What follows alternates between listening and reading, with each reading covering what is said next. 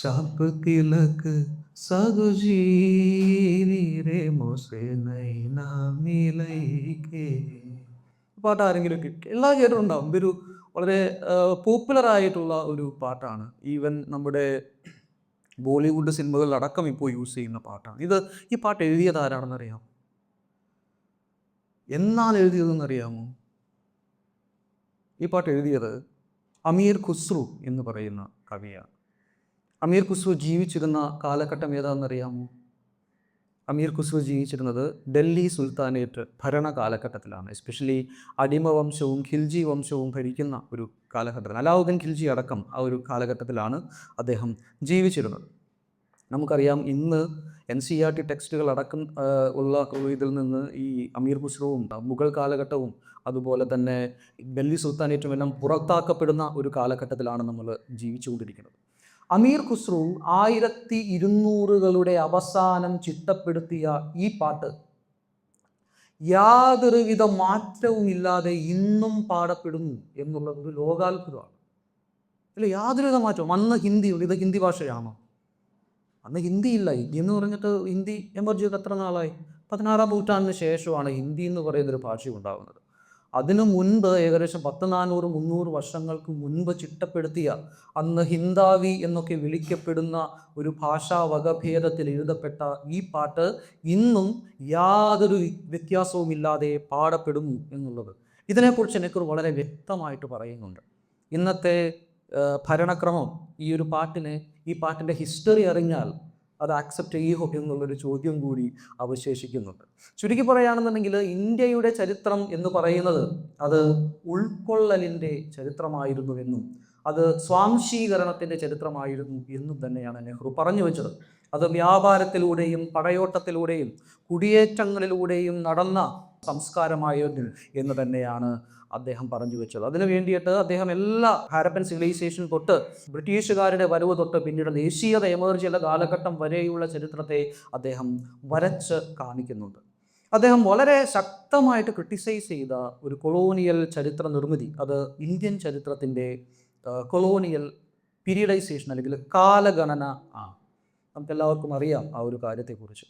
മതവർഗീയ വിഭജനം നടത്തുന്നതിന്, അത് സൃഷ്ടിക്കുന്നതിന് വേണ്ടിയിട്ട് കോളനി വൽകൃത വർഗീയവാദികൾ ഉപയോഗിച്ച നെഹ്റു വളരെ നിശ്ചിതമായിട്ടുള്ള ക്രിറ്റിസിസത്തിന് വിധേയമാക്കിയ ഒരു പ്രധാനപ്പെട്ട പദ്ധതി തന്നെയായിരുന്നു ഈ കൊളോണിയൽ പീരിയഡൈസേഷൻ. എന്തായിരുന്നു ഈ കൊളോണിയൽ പീരിയഡൈസേഷൻ എന്ന് പറയുന്നത്? 19ാം നൂറ്റാണ്ടിൻ്റെ പകുതിയിൽ ജെയിംസ് മിൽ എന്ന് പറയുന്ന കൊളോണിയൽ ഹിസ്റ്റോറിയനാണ് ഈ കൊളോണിയൽ പീരിയഡൈസേഷൻ മുമ്പോട്ട് വയ്ക്കുന്നത്. അദ്ദേഹം ഇന്ത്യയുടെ ചരിത്രത്തെ 3 ഘട്ടങ്ങളായിട്ട് തിരിക്കുന്നുണ്ട്. ഒന്ന് പ്രാചീന കാലഘട്ടം, അത് ഹിന്ദു കാലഘട്ടമാണ്. മധ്യകാലഘട്ടം, അത് മുസ്ലിം കാലഘട്ടമാണ്. ആധുനിക കാലഘട്ടം, അത് ബ്രിട്ടീഷ് കാലഘട്ടമാണ്. അതായത് കാലഘട്ടങ്ങളെ വളരെ വ്യക്തമായിട്ട് മതത്തിൻ്റെ പേരിൽ സൃഷ്ടിച്ചുകൊണ്ട് മുസ്ലിം കാലഘട്ടത്തിൽ ഹിന്ദുക്കൾ ഒരുപാട് അവശതകൾ, ഒരുപാട് പ്രശ്നങ്ങൾ അനുഭവിച്ചിരുന്നു എന്ന് സ്ഥാപിക്കുന്ന തരത്തിലുള്ള വിധ്വംസക ചരിത്ര രചനയുടെ ഒരു ഭാഗം ആകുകയാണ് ജെയിംസ് മില്ല് ഇവിടെ ചെയ്യുന്നത്. നമ്മൾ മനസ്സിലാക്കേണ്ട മറ്റൊരു കാര്യം, ജെയിംസ് മില്ല് ഈ കാലഗണന അവതരിപ്പിച്ച അദ്ദേഹത്തിൻ്റെ പ്രധാനപ്പെട്ട പുസ്തകമായിട്ടുള്ള ഹിസ്റ്ററി ഓഫ് ബ്രിട്ടീഷ് ഇന്ത്യ എന്ന് പറയുന്ന പുസ്തകം, അത് ഹെയ്ലിബറി കോളേജിൽ പഠിപ്പിക്കപ്പെട്ടിരുന്നു. എന്താണ് ഈ ഹെയ്ലിബറി കോളേജ്? ഹെയ്ലിബറി കോളേജിലാണ് ഇന്ത്യയിലേക്കുള്ള ബ്രിട്ടീഷ് സിവിൽ സർവൻസിന് എല്ലാവിധ പരിശീലനവും നൽകിയിരുന്നത്. എന്ന് പറഞ്ഞാൽ, ഇന്ത്യയിലേക്ക് വന്നിരുന്ന ബ്രിട്ടീഷുകാരെല്ലാവരും ഈ പുസ്തകം പഠിച്ചുകൊണ്ടാണ്, ഈ വർഗീയ പരാമർശങ്ങൾ പഠിച്ചുകൊണ്ടാണ്, ഇന്ത്യ എന്ന് പറയുന്നത് വർഗീയമായിട്ട് വേർതിരിക്കപ്പെട്ട ഒരു രാഷ്ട്രമാണെങ്കിൽ വേർതിരിക്കേണ്ട ഒരു രാഷ്ട്രമാണെന്ന് പഠിച്ചുകൊണ്ടാണ് അവർ ഇന്ത്യയിലേക്ക് വന്നിരുന്നത് എന്നുകൂടി നമ്മൾ മനസ്സിലാക്കേണ്ടതുണ്ട്.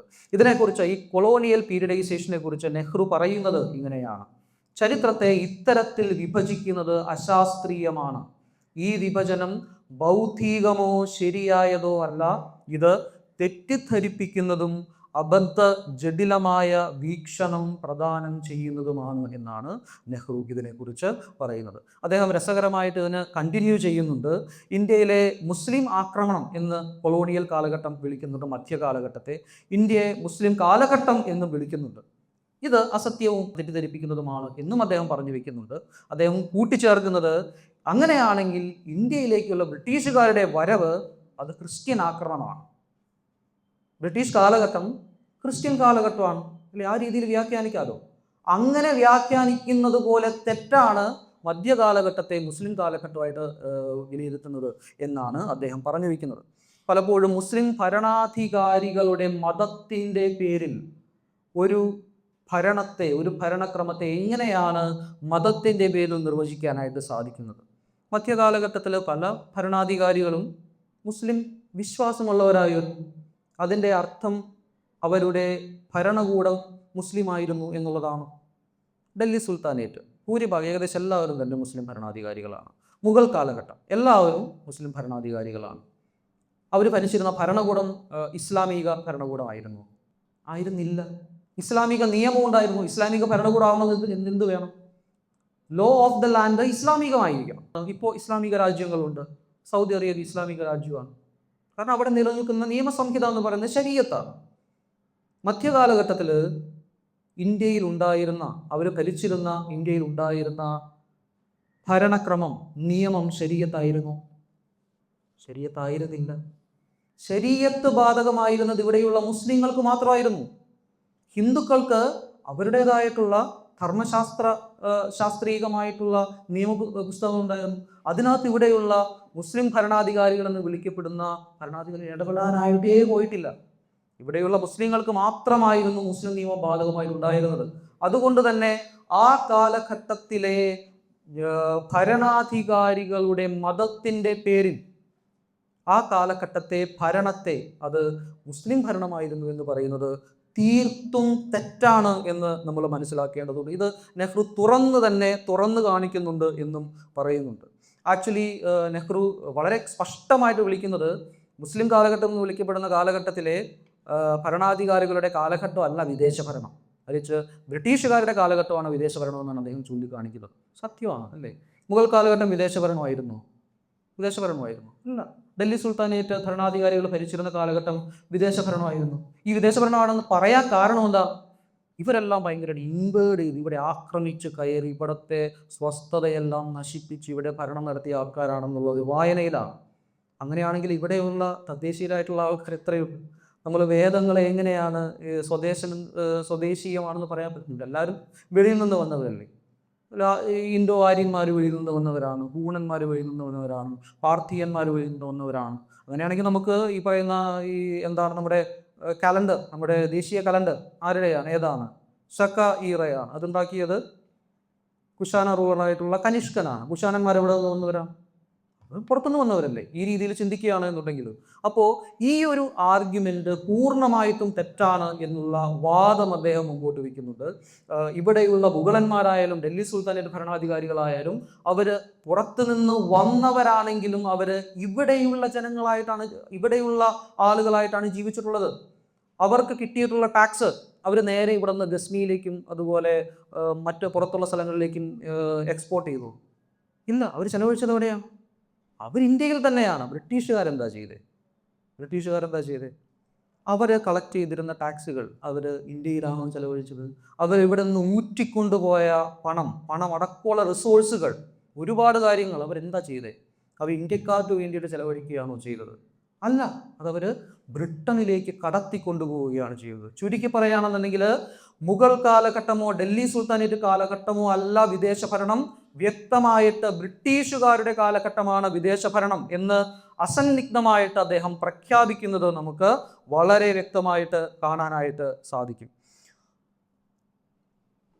ഹിസ്റ്ററി, ഞാൻ ആദ്യം തന്നെ പറഞ്ഞതുപോലെ തന്നെ ഹിസ്റ്ററി എന്ന് പറയുന്ന ഡിസിപ്ലിനെതിരെയുള്ള എല്ലാവരുടെയും വലിയ പരാതി എന്ന് പറയുന്നത് വളരെ ബോറിംഗ് ആയിട്ടുള്ള ഒരു സബ്ജക്റ്റായിട്ടാണ് എന്നുള്ളതാണ്. കുറേ വർഷങ്ങൾ കാണാപ്പാഠം പഠിക്കേണ്ടി വരും. കുറേ രാജാക്കന്മാരുടെ പേരുകൾ കാണാപ്പാഠം പഠിക്കേണ്ടി വരും. അവർ ചെയ്ത യുദ്ധങ്ങൾ കാണാപ്പാഠം പഠിക്കേണ്ടി വരും. ഇത് കാണാപ്പാഠം പഠിച്ച് മടുത്ത് അല്ലേ? അതുകൊണ്ട് പലരും, വിദ്യാർത്ഥികൾ തന്നെ പലപ്പോഴും ക്ലാസ്സിൽ കയറത്തില്ല. മറ്റ് പലരും തന്നെ ഹിസ്റ്ററി എന്ന് പറയുന്നത് ബോറിംഗ് സബ്ജക്റ്റ് ആണെന്നുള്ള ഒരു കൺക്ലൂഷനിലാണ്. ഈ ഹിസ്റ്ററി ബോറിംഗ് സബ്ജക്റ്റായിട്ട് മാറാൻ കാരണം എന്താ? ഇത് തന്നെയാണ് കാരണം. ഹിസ്റ്ററി എന്ന് പറഞ്ഞാൽ അത് നിയറായിട്ട് രാജാക്കന്മാരെ കുറിച്ച് മാത്രം പഠിക്കുന്നത് അല്ല എന്നുള്ളത്, ആ ഒരു ബോധ്യം നെഹ്റുവിനും ഉണ്ടായിരുന്നു എന്നുള്ളത് നമ്മൾ മനസ്സിലാക്കേണ്ടതുണ്ട്. ചരിത്രത്തെക്കുറിച്ച് അദ്ദേഹം പറയുന്നത് ഇങ്ങനെയാണ്: രാജാക്കന്മാരെക്കുറിച്ചും യുദ്ധങ്ങളെക്കുറിച്ചും മറ്റും മാത്രം രേഖപ്പെടുത്തുന്ന പഴയതും പൂർണ്ണമായി കാലഹരണപ്പെട്ടതുമായ ചരിത്രം അതിനെ മാറ്റേണ്ടതുണ്ട് അദ്ദേഹം പ്രഖ്യാപിക്കുന്നുണ്ട്. അദ്ദേഹം പറയുന്നത്, ഒരു രാജ്യത്തിൻ്റെ ചരിത്രവും ചരിത്ര പഠനവും അവിടെയുള്ള രാജാക്കന്മാരുടെയും ചക്രവർത്തിമാരുടെയും പേരുകൾ മനഃപ്പാഠമാക്കണം എന്ന രീതിയിലുള്ള ധാരണ അതെന്നേ നിർജീവമായി കഴിഞ്ഞു എന്നുള്ളതാണ് അദ്ദേഹം പറയുന്നത്. അദ്ദേഹം സാധാരണ ജനങ്ങളെക്കുറിച്ച് പഠിക്കണം. ഇന്ത്യയിലെ ഇവിടെ ഒരു രാജാക്കന്മാരെ കുറിച്ചല്ല, ഇവിടെയുള്ള സാധാരണക്കാരെ കുറിച്ചാണ് ചരിത്രത്തിൽ പ്രധാനമായിട്ട് ഒരു സോഷ്യൽ ഹിസ്റ്ററിയുടെ ഒരു അവയർനെസ് മുമ്പോട്ട് വയ്ക്കുകയാണ് നെഹ്റു. സാധാരണ ജനങ്ങളുടെ ദൈനംദിന ജീവിതത്തെക്കുറിച്ചുകൂടി പഠിച്ചെങ്കിൽ മാത്രമേ ചരിത്രമാവുകയുള്ളൂ എന്ന് അദ്ദേഹം പറയുന്നത്. അദ്ദേഹം വളരെ കാൽപ്പനികമായിട്ട് അവതരിപ്പിക്കുന്ന മറ്റൊരു സെൻറ്റൻസ് ഇങ്ങനെയാണ്: അപ്പോൾ മാത്രമേ ചരിത്രത്തിൻ്റെ വരണ്ട അസ്ഥികളുടെ മേൽ ജീവൻ്റെ രക്തവും മാംസവും നമുക്ക് അണിയിക്കാനാവൂ എന്നാണ് അദ്ദേഹം പറയുന്നത്. അതോടൊപ്പം തന്നെ ആ സമയത്തും ഇന്നും അക്കാഡമിക മേഖലയിൽ നിലനിൽക്കുന്ന യൂറോസെൻട്രിസം അല്ലെങ്കിൽ യൂറോപ്യൻ കേന്ദ്രീകൃത മനസ്സിലാക്കൽ എന്നതിനെ അദ്ദേഹം വളരെ വ്യക്തമായിട്ട് ക്രിട്ടിക്ക് ചെയ്യുന്നുണ്ട്.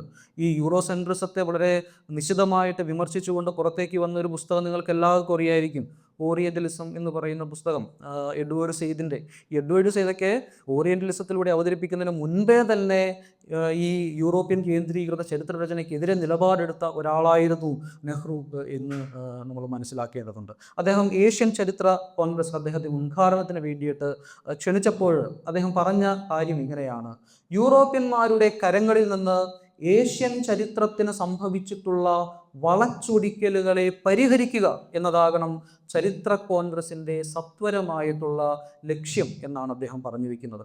അദ്ദേഹം വീണ്ടും പറയുന്നുണ്ട്, ഈ യൂറോപ്യന്മാരുടെ വിചാരം ലോകത്തിൻ്റെ കേന്ദ്രം യൂറോപ്പാണ് എന്നുള്ളതാണ്. നമ്മളിൽ പലരും അങ്ങനെയൊക്കെ തന്നെയാണ് ചിന്തിക്കുന്നത്. എല്ലാ യൂറോപ്പ് കേന്ദ്രീകൃതമാണ് ചിന്തിക്കുമ്പോൾ.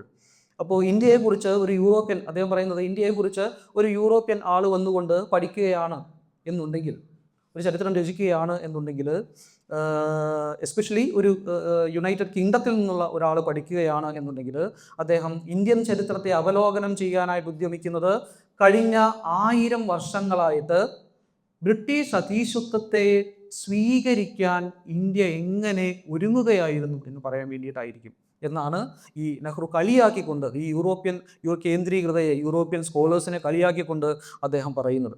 ഇത് മാത്രമല്ല, ഇദ്ദേഹം അൾട്രാ നാഷണൽ ഹിസ്റ്റോറിയോഗ്രാഫിയെയും നിശിതമായിട്ട് വിമർശിക്കുന്നുണ്ട്. നമുക്കറിയാം, കൊളോണിയൽ ചരിത്ര ഗണന അല്ലെങ്കിൽ കൊളോണിയൽ ചരിത്ര കാലഘട്ടം എമേർജ് ചെയ്ത കാലഘട്ടത്തിൽ തന്നെ അതിനെ വിമർശിച്ചുകൊണ്ട് നാഷണലിസ്റ്റ് ഹിസ്റ്റോറിയൻസ് ഇവിടെ എമേർജ് ചെയ്യുന്നുണ്ട്. നാഷണലിസ്റ്റ് ഹിസ്റ്റോറിയൻസിൻ്റെ ഒരു പ്രധാനപ്പെട്ട പ്രശ്നം എന്താണെന്ന് പറഞ്ഞാൽ, ഇന്ത്യക്കൊരു ഗോൾഡൻ ഏജ് ഉണ്ടായിരുന്നു എന്നുള്ള ഒരു ആശയമാണ്. ഇന്ത്യക്കൊരു സുവർണ കാലഘട്ടം ഉണ്ടായിരുന്നു, ഈ സുവർണ കാലഘട്ടത്തെ ഇല്ലാതാക്കിക്കൊണ്ടാണ് ബ്രിട്ടീഷുകാർ വന്നത് എന്നുള്ള ഒരു നരേറ്റീവ് ഈ നാഷണലിസ്റ്റ് ഹിസ്റ്റോറിയൻസ് മുമ്പോട്ട് വയ്ക്കുന്നുണ്ട്. അദ്ദേഹം ഇതിനെയും വിമർശിക്കുന്നുണ്ട്, നെഹ്റു ഇതിനെയും വിമർശിക്കുന്നുണ്ട്. ഇത് പിന്നീട് വർഗീയവാദികൾ ഉപയോഗിക്കും എന്നുള്ള ഒരു ഉൾക്കാഴ്ച നെഹ്റുവിന് ഉണ്ടായിരുന്നു. അദ്ദേഹം പറയുന്നത്, ദേശീയവാദ വീക്ഷണവും സാമ്രാജ്യത്വ വീക്ഷണവും കൊളോണിയൽ വീക്ഷണവും ചരിത്രത്തെ വളച്ചൊടിക്കുന്നതാണ്. അവ പലപ്പോഴും ചരിത്രത്തെ അടിച്ചമർത്തുകയും മൂടി വയ്ക്കുകയും ചെയ്യുന്നു എന്നാണ് അദ്ദേഹം പറയുന്നത്. ചുരുക്കി പറയുകയാണെന്നുണ്ടെങ്കിൽ, ചരിത്രത്തിൻ്റെ അന്ധവും ഭാവനാത്മകവുമായിട്ടുള്ള മഹത്വവൽക്കരണത്തിനെതിരെ വളരെ ശക്തമായിട്ടുള്ള നിലപാട് അദ്ദേഹം എടുക്കുന്നുണ്ട്. ചുരുക്കത്തിൽ യഥാർത്ഥമായിട്ടുള്ള നേട്ടങ്ങളെ മുൻനിർത്തി വേണം സുവർണ കാലഘട്ടം എന്നൊക്കെ വിളിക്കാം, അല്ലാതെ വസ്തുതകൾക്ക് നിരക്കാത്ത കാര്യങ്ങൾ അവതരിപ്പിച്ചുകൊണ്ട് ഇത് പറയരുത് എന്നും അദ്ദേഹം പറയുന്നുണ്ട്. ചരിത്രകാരന്മാരും ചരിത്രകാരികളും വിവരണങ്ങളിൽ മാത്രം പരിമിതപ്പെട്ടു. ഞാൻ നേരത്തെ പറഞ്ഞു, കുറേ നറേഷൻ മാത്രമല്ല ഹിസ്റ്ററി. വ്യാഖ്യാനം വരുമ്പോഴാണ്, വസ്തുതകളെ വ്യാഖ്യാനിക്കുമ്പോഴാണ് ചരിത്രമാകുന്നത്. ഈ വിവരണങ്ങളിൽ മാത്രം പരിമിതപ്പെട്ട് നിൽക്കരുത് എന്നും അദ്ദേഹം പറയുന്നുണ്ട്. ഒറ്റ വൃക്ഷത്തിൽ മാത്രം ശ്രദ്ധ കേന്ദ്രീകരിക്കാതെ ഒരുപാട് വൃക്ഷങ്ങളുള്ള വനത്തെ നോക്കുമ്പോഴും മാത്രമേ ആ വനത്തിൻ്റെ ഭംഗി നമുക്ക് മനസ്സിലാവുകയുള്ളൂ എന്ന് പറഞ്ഞുകൊണ്ട് ചരിത്രത്തെ ഒറ്റ സംഭവത്തിലോ ഒറ്റ നറേറ്റീവിലോ മാത്രം നോക്കാതെ അതിനെ വിശാലമായിട്ടുള്ള വീക്ഷണത്തിൽ കാണണം എന്നും നെഹ്റു എന്നുള്ള ആർഗ്യുമെൻറ്റും നെഹ്റു മുമ്പോട്ട് വയ്ക്കുന്നു. ഒപ്പം നമുക്കറിയാം, ചരിത്ര പുസ്തകങ്ങൾ ഇന്ന് പല പുസ്തകങ്ങളും എല്ലാവർക്കും വായിച്ച് മനസ്സിലാക്കാൻ പറ്റുമോ എന്നുള്ള ഒരു കാര്യം നമുക്കറിയാം. ചിലത് വായിച്ച് മനസ്സിലാക്കാൻ പറ്റില്ല. കാരണം ഭയങ്കര ജാതകനേറുള്ള, പെട്ടെന്ന് എല്ലാവർക്കും വായിച്ച് മനസ്സിലാക്കാൻ പറ്റാത്ത പുസ്തകങ്ങൾ ചരിത്രത്തിലൂടെ എല്ലാ സബ്ജക്റ്റുകളിലും അതുണ്ട്. അത് അദ്ദേഹം വളരെ നിശിതമായിട്ട് അതിനെ വിമർശിക്കുന്നുണ്ട്. അദ്ദേഹം പറയുന്നത് ഈ പുസ്തകങ്ങൾ, ചരിത്ര പുസ്തകങ്ങൾ പ്രധാനമായിട്ടും എഴുതപ്പെടേണ്ടത് ചുരുക്കം ചില പണ്ഡിതർക്ക് മാത്രം വായിച്ച് മനസ്സിലാക്കാൻ വേണ്ടിയിട്ടല്ല. അത് പരിഹിതമായിട്ടുള്ള വായനയുള്ള സാധാരണക്കാർക്ക് കൂടി പ്രാപ്യമാകുന്ന രീതിയിൽ, അവർക്ക് കൂടി മനസ്സിലാക്കുന്ന രീതിയിലുള്ള ചരിത്രമാണ് എഴുതേണ്ടത്. പൊതുജനങ്ങൾക്ക് കൂടി ഇന്ത്യയുടെ ചരിത്രത്തെക്കുറിച്ച് വ്യക്തമായിട്ടുള്ള ധാരണയുണ്ടെങ്കിൽ മാത്രമേ, ആ ധാരണ ക്രിയേറ്റ് ചെയ്യാൻ പറ്റിയെങ്കിൽ മാത്രമേ ചരിത്രകാരികളുടെ ലക്ഷ്യം പൂർത്തിയാകൂ എന്നും അദ്ദേഹം പറയുന്നുണ്ട്. ഞാൻ അടുത്തത് കടക്കാനായിട്ട് പോകും. എനിക്കറിയാം എല്ലാവരും വിശന്നിരിക്കുക. ഏകദേശം 1 മണിക്കൂർ, ഏകദേശം 1 മണി കഴിഞ്ഞു. എങ്കിലും കുറച്ച് സമയം കൂടി ഞാൻ എടുക്കുകയാണ്. എല്ലാവരും എന്നോട് ക്ഷമിക്കുക. കാരണം ഞങ്ങൾക്ക് 2 പേർക്കും ഈ ദിവസം മാത്രമേ ഉള്ളൂ. ഇനി എന്തെങ്കിലും വരാൻ പറ്റുകയാണെങ്കിൽ നല്ലതാണ്. പക്ഷേ കുറച്ചുകൂടി പറയാം എന്നാണ് ഞാൻ വിചാരിക്കുന്നത്. നെഹ്റുവും ഇന്ത്യ എന്ന് പറയുന്ന ആശയവും എന്ന് പറയുന്ന ഒരു മേഖല കൂടി കവർ ചെയ്യാം എന്നാണ് എന്ന് വിചാരിക്കുന്നത്. ഈ കവി രവീന്ദ്രനാഥ ടാഗോർ ബ്രിട്ടീഷ് ഭരണത്തിൻ്റെ അവസാന കാലഘട്ടത്തിൽ ബ്രിട്ടീഷുകാർ ഇന്ത്യ വിട്ടുപോകും എന്നുള്ള ഒരു ചിന്തയൊക്കെ വന്നു കഴിഞ്ഞപ്പോൾ അതിനെ ദീർഘവീക്ഷണത്തോടെ കണ്ടുകൊണ്ട് രവീന്ദ്രനാഥ ടാഗോർ പ്രവചനാത്മകമായിട്ട് ചില കാര്യങ്ങൾ എഴുതുന്നുണ്ട്. അദ്ദേഹം പറയുന്നത് ഇങ്ങനെയാണ്. അദ്ദേഹവും ഒരു കവിയായതുകൊണ്ട് വളരെ കാൽപ്പനികതയോടുകൂടിയാണ് പറയുന്നത്. അദ്ദേഹം പറയുന്നത് ഇങ്ങനെയാണ്: വിധിയുടെ ചക്രങ്ങൾ ഒരു ദിവസം ഇംഗ്ലീഷുകാരെ തങ്ങളുടെ ഇന്ത്യൻ സാമ്രാജ്യത്തെ ഉപേക്ഷിക്കാൻ പ്രേരിപ്പിക്കും. ഏത് തരത്തിലുള്ള ദുരിതപൂർണമായ ഇന്ത്യയെയായിരിക്കും അവർ പിന്നിൽ ഉപേക്ഷിക്കുക? അവരുടെ നൂറ്റാണ്ടുകൾ നീണ്ടുനിന്ന ഭരണക്രമത്തിൻ്റെ പ്രവാഹം വറ്റുമ്പോൾ അവസാനം ഏത് തരത്തിലുള്ള ചേറവശിഷ്ടങ്ങളും മാലിന്യവുമായിരിക്കും അവർ പിന്നിൽ അവശേഷിപ്പിക്കുക എന്ന് അദ്ദേഹം ചോദിക്കുന്നുണ്ട്. എങ്ങനെയുള്ള ഇന്ത്യയായിരുന്നു ഇന്ത്യക്ക് സ്വാതന്ത്ര്യം കിട്ടിയ സമയത്തുള്ള ഇന്ത്യ? എങ്ങനെയുള്ള ഇന്ത്യയായിരുന്നു ബ്രിട്ടീഷുകാർ പിന്നിൽ അവശേഷിപ്പിച്ച ഇന്ത്യ? പ്രതിശീർഷ വരുമാനവും ഭക്ഷ്യധാന്യ ഉൽപാദനവും സ്വാതന്ത്ര്യത്തിന് മുൻപുള്ള ഏകദേശം 3 ദശാബ്ദക്കാലമായിട്ട് വാർഷിക ചുരുക്കം നേരിട്ടിരുന്ന ഇന്ത്യ. സ്വാതന്ത്ര്യം ലഭിച്ച കാലഘട്ടത്തിൽ ശരാശരി ആയുർദൈർഘ്യം ഞെട്ടിപ്പിക്കുന്ന തരത്തിൽ 30 വയസ്സിൽ താഴെയായിരുന്ന ഇന്ത്യ. 84% ഇന്ത്യക്കാരും അതിൽ 92% സ്ത്രീകളും നിരക്ഷരരായിരുന്ന ഇന്ത്യ. ക്ഷാമം നീണ്ടു നിന്ന ഇന്ത്യ. അങ്ങനെയുള്ള ഇന്ത്യയെയാണ് ബ്രിട്ടീഷുകാർ പിന്നിൽ അവശേഷിപ്പിച്ചത്. ഇന്ത്യക്ക് സ്വാതന്ത്ര്യം കിട്ടുന്നതിന് ഏതാനും വർഷങ്ങൾക്ക് മുൻപ് 30 ലക്ഷത്തോളം ജനങ്ങളാണ് ബ്രിട്ടീഷുകാർ ഉണ്ടാക്കിയ ക്ഷാമങ്ങളിൽ കൊല്ലപ്പെടുന്നത് എന്ന് നമ്മൾ മനസ്സിലാക്കേണ്ടതുണ്ട്. ഇത് മാത്രമല്ല, ഏറ്റവും പ്രധാനപ്പെട്ട പ്രശ്നം, അവരുണ്ടാക്കിയ ഏറ്റവും പ്രധാനപ്പെട്ട പ്രശ്നം, അവശേഷിപ്പിച്ച ഇന്ത്യയിൽ ഉണ്ടായിരുന്ന പ്രശ്നം, അത് മതപരമായിട്ട് വിഭജിക്കപ്പെട്ട ഇന്ത്യ എന്നുള്ള ആ ഒരു ഇന്ത്യ എന്ന് പറയുന്ന സങ്കല്പമായിരുന്നു. ഇന്ത്യക്ക് സ്വാതന്ത്ര്യം കിട്ടുന്ന സമയത്ത് ഞാൻ ആദ്യമേ തന്നെ പറഞ്ഞു കഴിഞ്ഞു, കൊളോണിയൽ രക്ഷകർത്തൃത്വത്തിൽ വർഗീയവാദികളുടെ പിന്തുണയോടെ നടന്ന കൂട്ടക്കൊലകളിൽ ലക്ഷക്കണക്കിന് ആളുകളാണ് കൊല്ലപ്പെടുകയും ഭവനരഹിതരാക്കപ്പെടുകയും ചെയ്യുന്നത്. അങ്ങനെയുള്ള രാജ്യത്തെയാണ് ബ്രിട്ടീഷുകാർ പിന്നിൽ അവശേഷിപ്പിച്ചത്.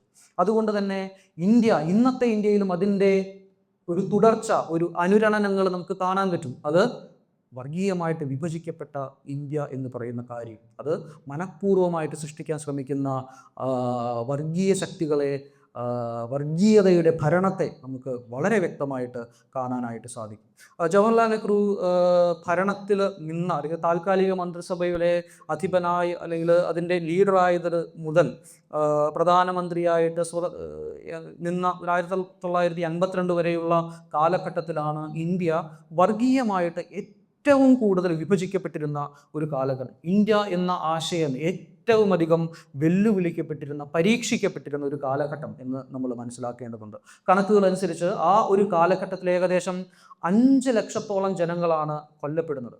ദശലക്ഷക്കണക്കിന് ജനങ്ങൾ വീടുകളില്ലാതായി മാറ്റപ്പെടുന്നുണ്ട്.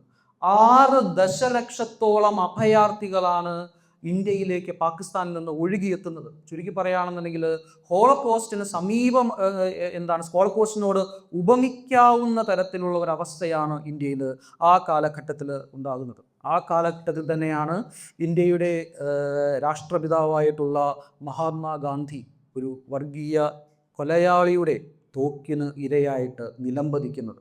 അപ്പോൾ ഗാന്ധി തന്നെ മരിക്കാനായിട്ട് തയ്യാറായിരുന്ന ഇന്ത്യ എന്ന ആശയത്തെ വെല്ലുവിളിക്കുക എന്നുള്ളത് തന്നെയായിരുന്നു ഗോഡ്സെ എന്ന് പറയുന്ന കൊലയാളിയുടെ ഉദ്ദേശം എന്നുള്ളത് വളരെ വ്യക്തമായിരുന്നു. ഈ ഒരു കാലഘട്ടത്തിലാണ് ഇന്ത്യയെ ഒരു ജനാധിപത്യ രാജ്യമാക്കാനായിട്ടുള്ള വലിയ ഉത്തരവാദിത്വം ഇന്ത്യയിലെ ദേശീയ നേതാക്കൾക്കുണ്ടാവുന്നത്. നമുക്ക് ചിന്തിക്കാൻ പോലും പറ്റാത്തൊരു സിറ്റുവേഷനാണ്. പാകിസ്ഥാൻ എന്ന് പറയുന്ന ഒരു മതരാഷ്ട്രം രൂപീകരിക്കപ്പെട്ട് കഴിഞ്ഞു. ഇന്ത്യ ഒരു ഹിന്ദു മതരാഷ്ട്രമാകണം എന്നുള്ള ലക്ഷ്യത്തോടു കൂടി പ്രവർത്തിക്കുന്ന ഒരുപാട് വിധ്വംസ ശക്തികൾ നിലനിൽക്കുന്ന കാലഘട്ടം, കൂട്ടക്കൊലകൾ നടക്കുന്ന കാലഘട്ടം. ആ ഒരു കാലഘട്ടത്തിൽ ഇന്ത്യയെ ജനാധിപത്യ രാജ്യമാക്കുക എന്നുള്ള ആ ഒരു ചിന്ത തന്നെ നമുക്ക് ചിന്തിക്കാൻ പോലും പറ്റാത്ത കാര്യമാണ്. പക്ഷേ ഈ വെല്ലുവിളികൾ ആ കാലഘട്ടത്തെ ദേശീയ നേതാക്കൾ ഏറ്റെടുത്തു. അതിൽ മുൻപന്തിയിൽ നെഹ്റു ഉണ്ടായിരുന്നു എന്നുള്ളത് നമ്മൾ മനസ്സിലാക്കേണ്ടതുണ്ട്. ഈ സ്വാതന്ത്ര്യത്തിനും വിഭജനത്തിനും തൊട്ട് മുൻപ് മതവർഗീയവാദികളുടെ ഡയറക്റ്റ് ആക്ഷനിൽ ഇന്ത്യ വിറങ്ങലിച്ചു നിൽക്കുന്നത് നമുക്ക് കാണാൻ പറ്റും. നമുക്കറിയാം, നിങ്ങൾ ഡയറക്റ്റ് ആക്ഷൻ ഡേ എന്ന് കേട്ടിട്ടുണ്ടാവും. 1946 മുസ്ലിം ലീഗ് ഈ പാകിസ്ഥാൻ എന്ന് പറയുന്ന രാഷ്ട്രം രൂപീകരിക്കാനായിട്ട് ഗാന്ധിയും സമ്മതിക്കുന്നില്ല, നെഹ്റുവും സമ്മതിക്കുന്നില്ല, മറ്റ് ദേശീയ നേതാക്കളും സമ്മതിക്കുന്നില്ല. ആ സമയത്ത് മുസ്ലിം ലീഗ് ഞങ്ങൾക്ക് പാകിസ്ഥാൻ എന്ന് പറയുന്ന മതരാഷ്ട്രം കൂടിയേ സാധിക്കൂ എന്നുള്ള ആഹ്വാനം മുന്നിൽ നിർത്തിക്കൊണ്ട് ഡയറക്റ്റ് ആക്ഷൻ ഡേ പ്രഖ്യാപിക്കുകയാണ്. അതിൻ്റെ ഭാഗമായിട്ട് വലിയ തരത്തിൽ ഹിന്ദുക്കൾ കൊല്ലപ്പെടുന്നത്, ഗ്രേറ്റ് കൽക്കട്ട കില്ലിങ്സ് എന്നാണ് പറയപ്പെടുന്നത്, കൽക്കട്ടയിൽ കൊല്ലപ്പെടുന്നത് നമുക്ക് കാണാനായിട്ട് സാധിക്കും. ഇത് പിന്നീട് ബംഗാളിലെ നവോഖാലി എന്ന് പറയുന്ന സ്ഥലത്തേക്ക് കൂടി വ്യാപിക്കുന്നുണ്ട്.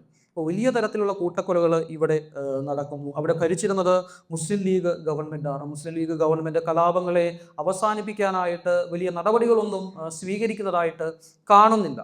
കൽക്കട്ടയിലും നവോഖാലിയിലും ഹിന്ദുക്കൾക്കെതിരെ നടന്ന ആക്രമണത്തിന് മറുപടി എന്നോണം, തിരിച്ചടി എന്നോണം ബംഗാളിൻ്റെ വിവിധ ഭാഗങ്ങളിലും ബീഹാറിലും ഹിന്ദു വർഗീയവാദികൾ മുസ്ലിങ്ങളെ കൂട്ടക്കൊല ചെയ്തത് നമുക്ക് കാണാനായിട്ട് സാധിക്കും. അതായത് എല്ലാ തരത്തിലുമുള്ള രണ്ട് വിഭാഗത്തിലുള്ള വർഗീയ ശക്തികൾ പൊതുജനങ്ങളെ, സാധാരണക്കാരായിട്ടുള്ള ആളുകളെ കൂട്ടക്കൊലയ്ക്ക് വിധേയമാക്കുന്നത് നമുക്ക് കാണാനായിട്ട് സാധിക്കും.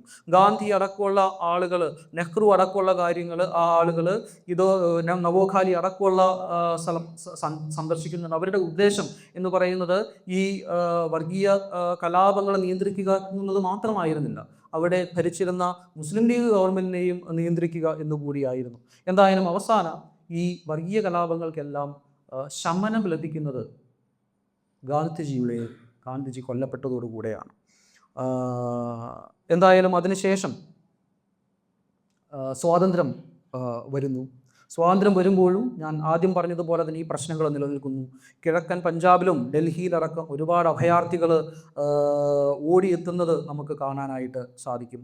1947 ഓഗസ്റ്റ് 16 ചെങ്കോട്ടയിൽ വെച്ച് നടത്തിയ സ്വാതന്ത്ര്യദിന പ്രഭാഷണത്തിൽ നെഹ്റു വളരെ ശക്തമായിട്ട് ഈ വർഗീയതയ്ക്കെതിരെ സംസാരിക്കുന്നുണ്ട്. അദ്ദേഹം വളരെ വ്യക്തമായിട്ട് പറഞ്ഞത്, പാകിസ്ഥാൻ ഒരു മുസ്ലിം രാജ്യമായിരിക്കാം, പാകിസ്ഥാനിലെ പോലെ ഇന്ത്യയിൽ ഒരു മതരാഷ്ട്രം കൊണ്ടുവരാനായിട്ട് ഞാൻ സമ്മതിക്കില്ല എന്നുള്ളൊരു കാര്യം, പാകിസ്ഥാൻ്റെ ഒരു പ്രതിബിംബമായിട്ട് ഇന്ത്യയെ ഒരു ഹിന്ദു രാഷ്ട്രമാകാനായിട്ട് ഞാൻ സമ്മതിക്കില്ല എന്നുള്ളൊരു കാര്യം നെഹ്റു ഊന്നി തന്നെ പറയുന്നുണ്ട്. ഈ കാലഘട്ടത്തിൽ നെഹ്റു പറയുന്ന മറ്റൊരു കാര്യം കൂടിയുണ്ട്, വളരെ പ്രസക്തമായിട്ടുള്ളൊരു കാര്യമാണ്. ഗാന്ധി കൊല്ലപ്പെട്ട സമയത്ത് അദ്ദേഹം പറഞ്ഞത്, ഈ വധം കേവലം ഒരു വ്യക്തിയുടെയോ ഒരു ചെറിയ വിഭാഗത്തിൻ്റെയോ പ്രവൃത്തിയല്ല. അയാളുടെ എന്ന് പറഞ്ഞാൽ ഗോഡ്സെയുടെ പിന്നിൽ വിശാലവും വ്യാപകവുമായ ഒരു സംഘടനയും വിദ്വേഷത്തിൻ്റെയും അക്രമത്തിൻ്റെയും ബോധപൂർവമായിട്ടുള്ള ദുഷ്പ്രചരണവുമുണ്ട് എന്ന് അദ്ദേഹം ഊന്നി പറയുന്നുണ്ട്. ഏതായിരുന്നു ആ സംഘടന എന്ന് ഞാൻ പ്രത്യേകിച്ച് പറയേണ്ട കാര്യമില്ല. ആ സംഘടന RSS എന്ന് പറയുന്ന സംഘടനയായിരുന്നു. നമുക്കറിയാം, ഗാന്ധിജിയുടെ മരണത്തോടെ, അദ്ദേഹത്തിൻ്റെ കൊല്ലപ്പെടലിലൂടെ അതിനുശേഷം അദ്ദേഹത്തിൻ്റെ ഇന്ത്യയുടെ ആഭ്യന്തരമന്ത്രിയും അതോടെ ഉപപ്രധാനമന്ത്രിയുമായിരുന്ന സർദാർ പട്ടേൽ എന്താ ചെയ്തത്? നമുക്കറിയാം, നമുക്കെല്ലാവർക്കും അറിയാവുന്ന കാര്യമാണ്. അത് RSSനെ നിരോധിക്കുക എന്നുള്ളത് തന്നെയായിരുന്നു. RSSനെ നിരോധിക്കുക മാത്രമല്ല ചെയ്തത്, ഏകദേശം അതിൽ പ്രവർത്തിച്ചിരുന്ന 25,000-ഓളം പ്രവർത്തകരെ ജയിലിൽ അടയ്ക്കുക കൂടി ചെയ്യുന്നുണ്ട്. പക്ഷേ 1949 RSSന് ഏർപ്പെടുത്തിയിരുന്ന നിരോധനം പിൻവലിക്കുന്നുണ്ട്. നിരോധനം പിൻവലിച്ചത് RSS തെറ്റുകാരല്ല എന്ന ബോധ്യമുള്ളത് കൊണ്ടായിരുന്നു? ഒരിക്കലുമല്ല. അന്നത്തെ ഭരണ നേതൃത്വം ഡെമോക്രസിയിൽ എല്ലാ സംഘടനകൾക്കും പ്രവർത്തിക്കാനായിട്ടുള്ള അവകാശമുണ്ട് എന്നുള്ളൊരു ബോധ്യമുള്ളത് കൊണ്ടാണ്. RSSൻ്റെ പ്രവർത്തന ഘടനയിൽ മാറ്റം വരുത്തിയാൽ മാത്രമേ പ്രവർത്തിക്കാൻ അനുവദിക്കൂ എന്ന് ഈ ദേശീയ നേതാക്കൾ, നെഹ്റുവും അതുപോലെ പട്ടേലും അടക്കമുള്ള ദേശീയ നേതാക്കളെ ശക്തമായിട്ട് RSS നേതാക്കളെ അറിയിക്കുന്നുണ്ട്. RSS ഒരിക്കലും ഇനി രാഷ്ട്രീയ പ്രവർത്തനം നടത്താനായിട്ട് പാടില്ല, മറിച്ച് സാംസ്കാരിക സംഘടനയായിട്ട് മാത്രമേ പ്രവർത്തിക്കാൻ പാടുള്ളൂ എന്ന് എഴുതി വാങ്ങിച്ചതിന് ശേഷം, ആ ഉറപ്പ് വാങ്ങിച്ചതിന് ശേഷം മാത്രമാണ് RSSൻ്റെ നിരോധനം ഈ ദേശീയ നേതാക്കൾ എടുത്തു മാറ്റുന്നത് എന്ന് നമ്മൾ മനസ്സിലാക്കേണ്ടതുണ്ട്. RSSൻ്റെ മുൻ പ്രവർത്തനങ്ങൾ കണ്ടിന്യൂ ചെയ്യും എന്നുള്ളൊരു ബോധ്യവും നെഹ്റുവിന് ഉണ്ടായിരുന്നു.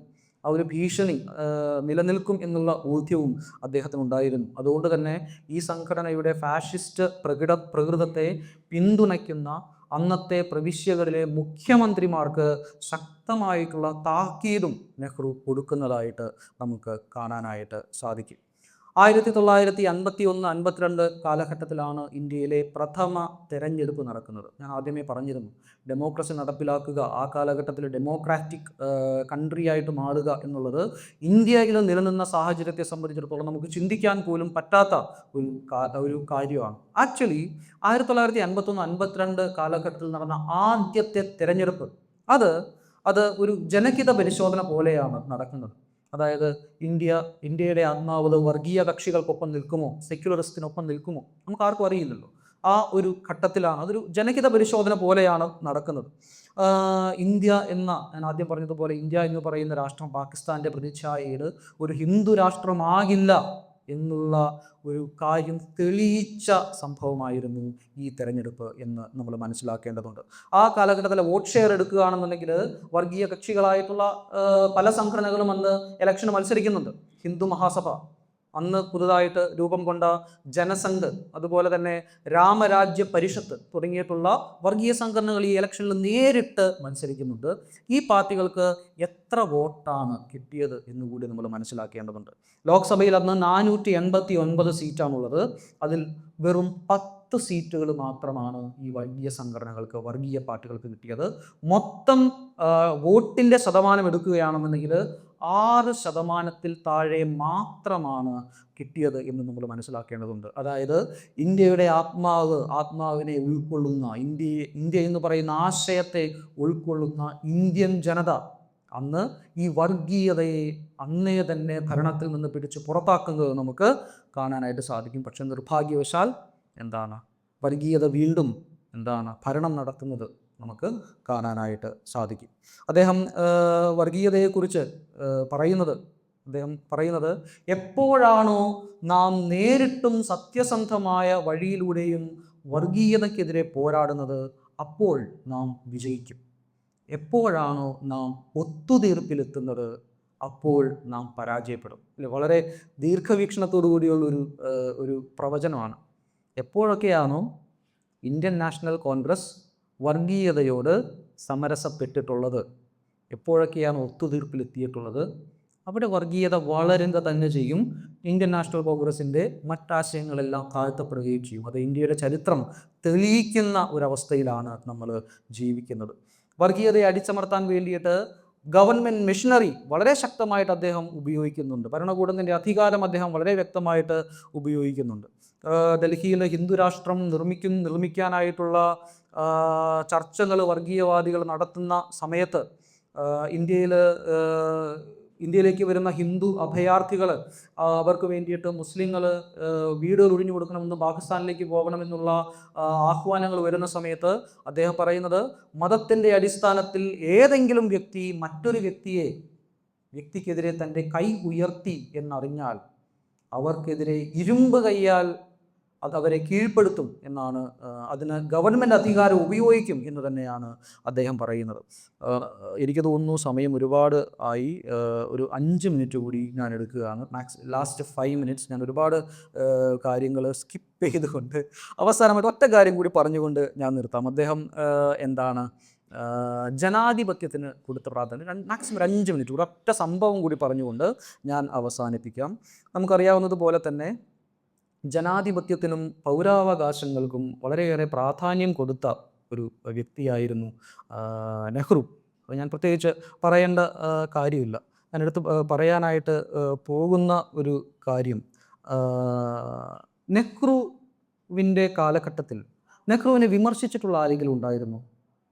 പലരും ഉണ്ടായിരുന്നു. പക്ഷേ നെഹ്റുവിൻ്റെ ഏറ്റവും വലിയ വിമർശകൻ നെഹ്റു തന്നെയായിരുന്നു എന്നുള്ളതാണ്. അതിലെടുത്ത് പറയേണ്ട ഒരു കാര്യം എന്താണെന്ന് പറഞ്ഞിട്ടുണ്ടെങ്കിൽ, എനിക്ക് തോന്നുന്നു ഇന്ത്യൻ നാഷണൽ കോൺഗ്രസിൻ്റെ പ്രസിഡൻ്റായിട്ട് തുടർച്ചയായിട്ട് 2ാം തവണയും തിരഞ്ഞെടുക്കപ്പെട്ട സമയമാണ് നെഹ്റു. ആ സമയത്ത് അദ്ദേഹം ചാണക്യ എന്ന് പറയുന്നൊരു തൂലികാ നാമത്തിൽ രാഷ്ട്രപതി എന്നുള്ള പേരിലൊരു ലേഖനം എഴുതുന്നുണ്ട്. അത് ആ കാലഘട്ടത്തിലെ ജനകീയമായിട്ടുള്ള ഒരു ലേഖനമാണ്. അപ്പോൾ അദ്ദേഹം സ്വയം ഒരു ഏകാധിപതിയായിട്ട് മാറുമോ എന്നുള്ള ഒരു കാര്യത്തെ മുൻനിർത്തിക്കൊണ്ടാണ് ഇദ്ദേഹം ചാണക്യ എന്ന് പറയുന്ന തൂലികാ നാമത്തിൽ എഴുതുന്നത്. അപ്പം ചാണക്യ എന്നുള്ളത് നെഹ്റു ആണെന്നുള്ളത് ബാക്കി ആർക്കും അറിയില്ല. അദ്ദേഹം എഴുതുന്നത് ഇങ്ങനെയാണ്: പെട്ടെന്നുള്ള ഒരു വഴിത്തിരിവ് മൂലം ജവഹർലാൽ നെഹ്റു ജനാധിപത്യ വ്യവസ്ഥയുടെ സാമഗ്രികളെ അവഗണിച്ചുകൊണ്ട് ഏകാധിപതിയാകാനായിട്ടുള്ള സാധ്യത തള്ളിക്കളയാനായിട്ട് സാധിക്കില്ല. അദ്ദേഹം ഇപ്പോഴും ജനാധിപത്യത്തിൻ്റെയും സോഷ്യലിസത്തിൻ്റെയും ഭാഷയും ആദർശ സൂക്തങ്ങളും ഉപയോഗിക്കുന്നുണ്ടാകാം. പക്ഷേ ഈ ഭാഷ ഉപയോഗിച്ച് തന്നെയാണ് ഫാഷിസം വളർന്നത്. അങ്ങനെയാണ് ഫാഷിസം തടിച്ചു കൊഴുത്തത്. അതെല്ലാം നമുക്കറിയാം. ഒരു ഏകാധിപതിയാകാനായിട്ടുള്ള എല്ലാവിധ സംവിധാനങ്ങളും നെഹ്റുവിലുണ്ട്. അദ്ദേഹത്തിന് ഇഷ്ടമില്ലാത്തവയെ നിർമ്മാർജ്ജനം ചെയ്യാനും പുതിയവ കൊണ്ടുവരാനുമുള്ള താല്പര്യം എന്നിവ സാവധാനത്തിലുള്ള ജനാധിപത്യ പ്രക്രിയയ്ക്ക് അധികകാലം സഹിക്കാനാവില്ല. സീസറിസം പടിവാതിൽക്കൽ തന്നെയുണ്ട്. അതുകൊണ്ട് ജവഹർലാൽ നെഹ്റു സ്വയം സീസറായി നിരൂപിക്കാനായിട്ടുള്ള സാധ്യതയെ എങ്ങനെ തള്ളിക്കളയാനാകും എന്നാണ് ചാണക്യൻ എന്ന് പറയുന്ന തൂലികാ നാമത്തിൽ നെഹ്റുവിനോട് തന്നെ ചോദിക്കുന്നത്. ഒപ്പം ജനങ്ങളോടും കൂടെ ചോദിക്കുന്നത്. നെഹ്റുവിനെ ക്രിട്ടിസൈസ് ചെയ്യുന്ന നെഹ്റുവിനെ നമുക്കിവിടെ കാണാനായിട്ട് സാധിക്കും. അവിടെയാണ് നമ്മൾ മറ്റൊരു തൂലികാ നാമത്തിൽ നമുക്കറിയാം, ചിത്രഗുപ്തൻ എന്ന് പറയുന്ന തൂലികാ നാമത്തിൽ സ്വയം വീരൻ എന്ന് വിളിച്ച വേറൊരു വർഗീയവാദിയെ കാണാൻ പറ്റുന്നത്. അതാരായിരുന്നു? അത് സവർക്കർ ആയിരുന്നു. അത് സ്വയം അദ്ദേഹം ചിത്രഗുപ്തൻ എന്ന് പറയുന്ന വേറൊരു തൂലികാ നാമത്തിൽ സ്വയം വീര സവർക്കർ എന്നാണ് വിളിക്കുന്നത്. ഇതിപ്പോഴും പലരും കണ്ടിന്യൂ ചെയ്യുന്നത് നമുക്ക് കാണാനായിട്ട് സാധിക്കും. അപ്പോൾ ഞാൻ കൂടുതലായിട്ട് നീട്ടുന്നില്ല. നെഹ്റുവിൻ്റെ മരണത്തിന് 60 വർഷങ്ങൾക്ക് ശേഷം ശാസ്ത്രീയ ചരിത്ര രചനയും അതുപോലെ യുക്തിചിന്തയും എല്ലാം തന്നെ വെല്ലുവിളിക്കപ്പെട്ടുകൊണ്ടിരിക്കുന്ന ഒരു കാലഘട്ടത്തിലാണ് നമ്മൾ ജീവിച്ചുകൊണ്ടിരിക്കുന്നത്. ഞാൻ ആദ്യം പറഞ്ഞതുപോലെ തന്നെ മുഗൾ ചരിത്രവും അതുപോലെ ഡൽഹി സുൽത്താനേറ്റ് കാലഘട്ടവും എല്ലാം തന്നെ നമ്മുടെ കരിക്കുലത്തിൽ നിന്ന് ഇല്ലാതാക്കപ്പെടുന്ന ഒരു നമ്മുടെ പരിണാമ സിദ്ധാന്തവും അതുപോലെ തന്നെ ആവർത്തന പട്ടികയെല്ലാം അതിനെയെല്ലാം തോട്ടിൽ കളഞ്ഞുകൊണ്ട് ശാസ്ത്ര വിഷയങ്ങളെയെല്ലാം ഇല്ലാതാക്കിക്കൊണ്ട് പാരമ്പര്യ ഹിന്ദു സിദ്ധാന്തങ്ങൾ അരങ്ങുവാഴുന്ന ഒരു കാലഘട്ടത്തിലാണ് നമ്മൾ ജീവിച്ചുകൊണ്ടിരിക്കുന്നത്. ചരിത്രത്തിനും ശാസ്ത്രത്തിനും പകരം മിത്തുകൾ നിർമ്മിക്കപ്പെട്ടുകൊണ്ടിരിക്കുന്ന ഒരു കാലഘട്ടമാണ്. അതുകൊണ്ട് തന്നെ ഇന്ത്യയുടെ ആത്മാവിനെ തിരിച്ചു പിടിക്കാനായിട്ട്, സത്യസന്ധമായിട്ടുള്ള ചരിത്രം എഴുതാനായിട്ട്, സത്യസന്ധമായിട്ട് സമൂഹത്തെ മനസ്സിലാക്കാനായിട്ട് നമുക്ക് നെഹ്റുവിലേക്ക് തിരിഞ്ഞു നോക്കേണ്ട ഒരു കാലഘട്ടത്തിൽ തന്നെയാണ് നമ്മൾ ജീവിക്കുന്നത്. Thank you.